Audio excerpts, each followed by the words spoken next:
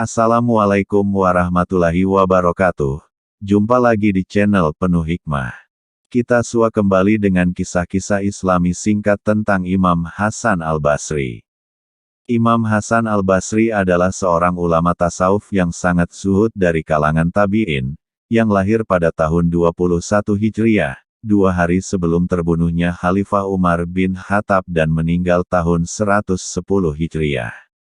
Ia lahir, tumbuh dan tinggal di kota Basrah, sehingga dinisbahkan menjadi namanya Al-Basri.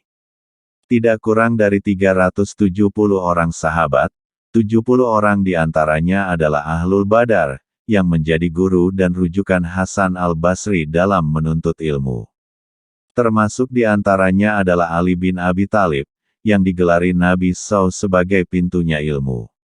Namun kisah taubatnya Hasan Al-Basri termasuk unik dan memilukan. Sebelumnya, Hasan adalah seorang pemuda tampan yang hidup berkelimpahan harta. Ia selalu memakai pakaian yang indah-indah dan suka berkeliling kota untuk bersenang-senang. Suatu ketika ia melihat seorang wanita yang sangat cantik dan tubuh sangat memikat. Hasan berjalan di belakangnya dan mengikuti langkahnya kemanapun ia pergi. Tiba-tiba wanita itu berpaling kepada Hasan dan berkata, "Tidakkah engkau malu?" Hasan berkata, "Malu kepada siapa?" Wanita itu menjawab, "Malu kepada Zat yang Maha Mengetahui apa yang ada di balik pandangan matamu, dan apa yang tersimpan di dalam dadamu." Hasan sempat tertegun dengan perkataan wanita itu, yang rasanya menghunjam jauh ke dalam hatinya. Sempat terjadi pergolakan, tetapi kecantikan dan pesona wanita itu seolah membetot sukmanya, terutama dua matanya yang jeli memikat. Ia benar-benar jatuh hati dan tidak mampu rasanya untuk berpaling, karena itu ia terus mengikutinya.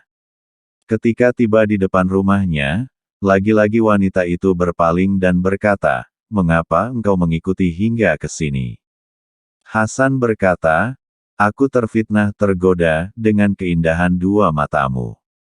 Sesaat terdiam, kemudian wanita itu berkata, "Baiklah kalau begitu, duduklah sebentar, aku akan memenuhi apa yang engkau inginkan."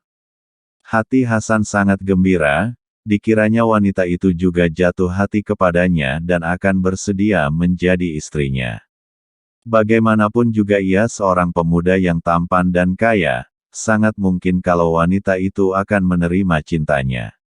Tidak lama berselang, muncul pelayan wanita dengan membawa baki tertutup sebuah sapu tangan, yang langsung menyerahkannya kepada Hasan. Ia membuka sapu tangan itu, dan seketika wajahnya menjadi pucat pasi. Dua bola mata, dengan sedikit percikan darah tergeletak di atas baki itu. Pelayan wanita itu berkata, "Tuan putri saya berpesan kepada Tuan, aku tidak menginginkan mata, yang menyebabkan fitnah bagi orang lain." Tubuh Hasan bergetar hebat penuh ketakutan, dan ia segera berlari pulang. Tubuhnya lunglai seolah tidak memiliki tulang belulang. Sambil memegang jenggotnya, ia berkata kepada dirinya sendiri, "Oh, alangkah hinanya engkau, percuma saja engkau berjenggot, tetapi engkau jauh lebih hina daripada wanita itu." Semalaman itu Hasan hanya menangis penuh penyesalan dan bertaubat kepada Allah.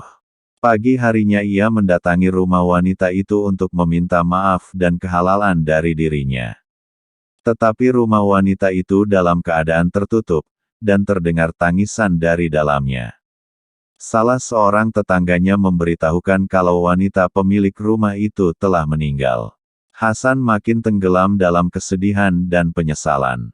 3 hari lamanya ia tidak keluar rumah, waktunya hanya berisi tangis penyesalan atas apa yang telah dilakukannya, dan bertaubat kepada Allah. Pada hari ketiga, ia bermimpi melihat wanita itu sedang duduk di surga. Hasan menghampirinya dan berkata, "Berilah aku maaf dan kehalalan atas apa yang aku lakukan." Wanita itu berkata, "Aku telah memaafkan dan menghalalkanmu, karena aku telah memperoleh kebaikan yang banyak dari Allah, dengan sebab dirimu." Hasan berkata lagi, "Berilah aku nasihat." Wanita itu berkata, Ketika engkau dalam kesendirian, kesunyian, berzikirlah kepada Allah Ta'ala. Ketika engkau berada di pagi dan sore hari, beristighfarlah dan bertaubatlah kepada Allah. Setelah terbangun dari mimpinya itu, hati Hasan menjadi lebih lega. Ia merubah total pola hidupnya selama ini. Semua harta yang dimilikinya disedekahkan di jalan Allah. Ia hidup dalam keadaan zuhud dan selalu dalam ketaatan. Memperdalam ilmu dari para sahabat Nabi yang memang banyak yang tinggal di kota Basrah.